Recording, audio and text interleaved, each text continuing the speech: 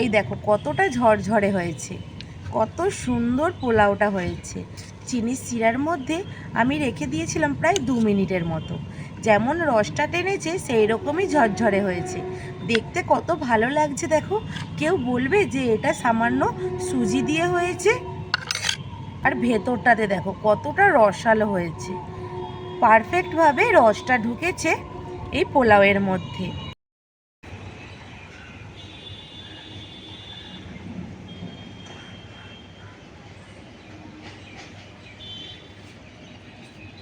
নমস্কার বন্ধুরা, মৌমিতাই আমি কিচেনে তোমাদের অনেক স্বাগত। আমি চলে এসেছি প্রত্যেক দিনের মতো আজকে আবার একটা নতুন রেসিপি নিয়ে। আর আজকে আমি একটা দুর্দান্ত রেসিপি তোমাদের সাথে শেয়ার করতে চলে এসেছি। আজকে আমি বানাবো সামান্য সুজি দিয়ে পোলাও। হ্যাঁ বন্ধুরা, তোমরা তো সবসময় চালের পোলাও খাও, কিন্তু এইরকম সুজির পোলাও হয়তো অনেকে নাও খেয়ে থাকতে পারো। সেই জন্য আজকে তোমাদের সাথে আমি শেয়ার করব সুজির পোলাও। খুব সহজেই বানানো হয়ে যায় আর খুব সামান্য উপকরণে। তো বন্ধুরা চলো এখন আমি রেসিপিটা শুরু করি। আর আজকে প্রথমেই আমি উনুনটা ধরিয়ে নেব। বন্ধুরা উনুনটা ধরিয়ে কড়াটা বসিয়ে দিয়েছি। শুকনো কড়ার মধ্যে এখানে আমি নিয়েছি 1 বাটি সুজি। যেহেতু সুজির পোলাও বানাবো তার জন্য সুজিটা কিন্তু লাগবে।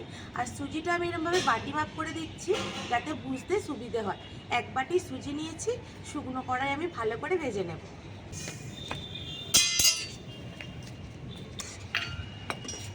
আমি প্রায় 2 মিনিট ধরে শুকনো কড়ার মধ্যে সুজিটা ভেজে নিয়েছি আর একদম হালকা আছে।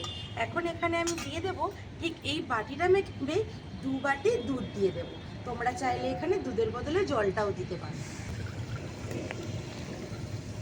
ঠিক ওই একই বাটির আমি 2 বাটি এখানে দুধ দিয়ে দিলাম। যেহেতু 1 বাটি আমি সুজি নিয়েছিলাম, 2 বাটি দুধটা দিতেই হবে। একদম হালকা আছে সুজিটা রান্না করে নিতে হবে। আর দেখো 2 বাটি জলটা দিয়েছিলাম, আমার সুজিটা এখানে সেদ্ধ হয়ে গেছে আর কতটা জলটা কমে আসছে।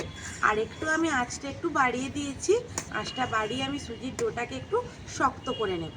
আর আজকে আমি সুজির পোলাও বানাচ্ছি, এখানে কিন্তু ডোটা নরম রাখলে হবে না, একটু শক্ত করেই ডোটা করে নিতে হবে। এখানে ডোটা আমার রেডি হয়ে গেছে, এখন নামিয়ে নেব। কড়া থেকে কত সুন্দর ছেড়ে এসেছে আর ডোটা একটু শক্তও হয়েছে।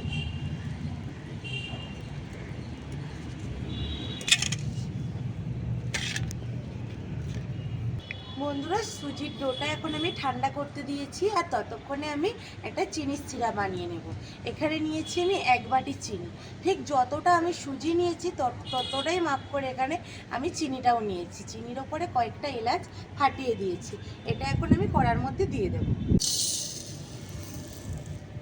ঠিক যতটা চিনি নিয়েছি ততটাই এখানে আমি জল দিয়ে দেবো, দিয়ে একটা চিনির সিরা বানিয়ে নেব। বন্ধুরা এখানে চিনির সিরাটা ফুটে গেছে আর চিনিটাও গলে গেছে। এই চিনির সিরাটা একটা দোতারের কোনো ব্যাপার নয়, চিনিটা গলে একটু ফুটে উঠলে চিনির সিরাটা নামিয়ে নিতে হবে। আবার চিনির সিরাটা যখন ঠান্ডা হবে অনেকটাই ঘন হয়ে যাবে। চিনির সিরাটা একটা জায়গায় আমি ঢেলে নিচ্ছি। এখানে বন্ধুরা ডোটা অনেকটা ঠান্ডা হয়ে গেছে, আবার পুরোপুরি ঠান্ডা করে নেওয়া যাবে না। হালকা গরম থাকা অবস্থায় ডোটা খুব ভালো করে মেখে নিতে হবে। এই সুজির ডোটাকে যত ভালো করে মাখবে তত সুজির ডোটা একটু মসৃণ হবে আর এই পোলাওটা খুব সুন্দর হবে। খুব ভালো করে মুথে নিতে হবে। এখানে একটা আমুলের আমি গুঁড়ো দুধের প্যাকেট নিয়েছি, অল্প অল্প করে দেব আর এই ডোটার মধ্যে ভালো করে মাখিয়ে নেব। এই গুঁড়ো দুধটা তোমরা চাইলে নাও দিতে পারো, গুঁড়ো দুধটা দিলে খুব সুন্দর একটা এই পোলাওয়ের স্বাদটা আসবে। এবারে দেবো না, অল্প অল্প করে দেব আর মাখিয়ে নেব।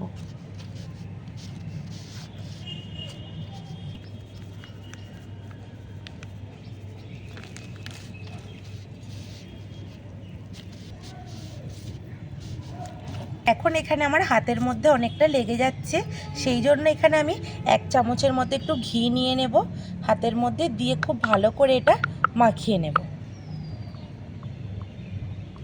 এখানে 1 চামচ ঘি নিয়ে নিয়েছি, খুব ভালো করে ডোটার মধ্যে আগে এইভাবে একটু লাগিয়ে নেব, দিয়ে ভালোভাবে আবার এটা আমি মাখিয়ে নেব। তাহলে হাতের মধ্যেও জড়িয়ে যাবে না আর থালার মধ্যেও লেগে যাবে না।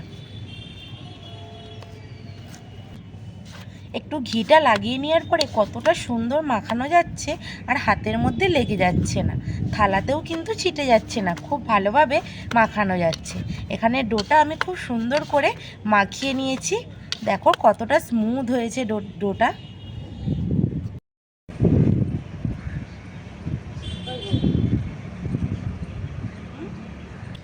সুজিটা এখানে আমার ভালো করে মেখে নিয়েছি, আর কড়াটা আমি পরিষ্কার করে ধুয়ে বসিয়ে দিয়েছি। কড়াতে দিয়ে দেব সাদা তেল।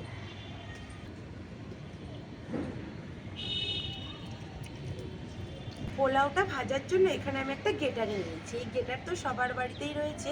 এই গ্রেটার দিয়ে পোলাওটা বানালে শেপটা খুব সুন্দর আসে। তেলটা এখন গরম হয়ে গেছে। এখানে এই ডোটা করে রেখেছিলাম, এখান থেকে অল্প অল্প করে আমি ডোটা নিয়ে গ্রেটারের মধ্যে চাপ দিয়ে দিয়ে আমি কড়ার মধ্যে ছেড়ে দেব। তেলের মধ্যে এখন আমি ছেড়ে দেব। এইভাবে পোলাওটা বানালে পোলাওয়ের শেপটা খুব সুন্দর আসে। জাঁকটা একটু জোরে দিতে হবে, তাহলে খুব সুন্দর ঝরে ঝরে পড়ে যাবে, একদম লম্বা লম্বা। দেখো গ্রেটারটাতে কত সুন্দরভাবে পোলাওটা পড়ে যাচ্ছে। খুব বেশি আমি এটা লাল করে ভাজবো না, দেওয়ার সঙ্গে সঙ্গেই ভাজা হয়ে গেছে। এইবার আমি এটা তুলে নেব। ছানটাতে করে তুলে একটা ছাঁকনির মধ্যে রেখে দিচ্ছি, যাতে খুব ভালোভাবে তেলটা ঝরে যায়। থালার মধ্যে আমি ঢেলে নিয়েছি, কতটা সুন্দর ঝরঝরে হয়েছে দেখো। বাকিগুলো না ঠিক আমি এইভাবেই ভেজে নেব।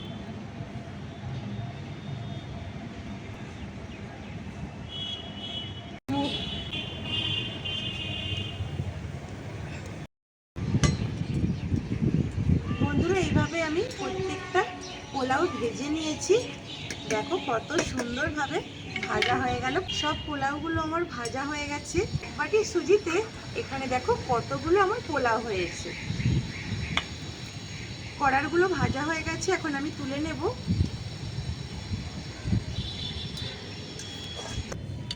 পোলাওগুলো আমি ভেজে নিয়েছি, আর কতটা ঝরঝরে হয়েছে দেখো। আর এখানে যে আমি চিনির সিরাটা করে রেখেছিলাম, এখানে এখন আমি পোলাওগুলো দিয়ে দেব।